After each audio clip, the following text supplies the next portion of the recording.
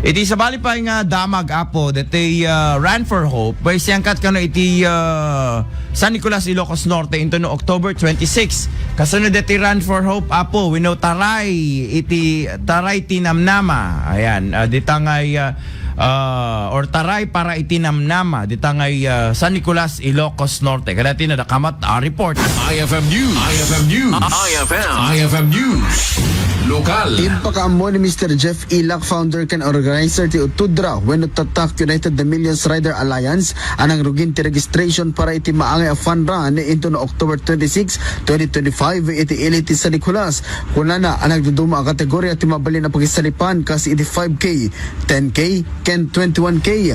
Inlolawag ni Mr. Ilak nga dati freebies na dagiti pilyenda kategorya a pagtarayan sigun ken kuana ket pangrugyan dagiti runners ket Robinson Small ken isumet ti pagsardingan to dagiti runners. Imbatad na nga ubarain da daytoy gapot ta kayat na makaited ti tulog dagiti adda ti sa gubanit na ken ti Blue Switch and Rescue Box ti PNP.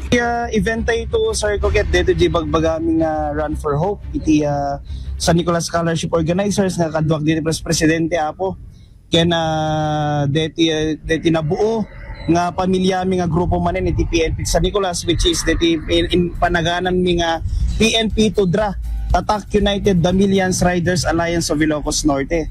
So this coming October 26 circuit agpa-Run for Hope tayo nga tipakaheldan na apo ket dito Robinson Ilocos pag-startan na can finish ken apo di Girota tayo magnatay dito Hernandez Street apo going out to 7-Eleven Barangay 6 going to Sarat sir DJ turning point tayo sir di Sarat DJ Total papasok po sila dito sa may Santa Rosa Canal po dito sa going to Mapanji na Grep Canlocan sir out and then finish sir sa Timed lang. So dedi proceeds po sir nga maala tayo ka dediket ibulong tayo to apo kadi beneficiary tayo ti may sa apo nga kami apo ti fund na is dati Blue Box apo dati search and rescue equipment iti PNP San Nicolas apo ken digiti apo adda sa gubanit iti bagbagina na kailangan na iti support apo ti financial ken medical apo.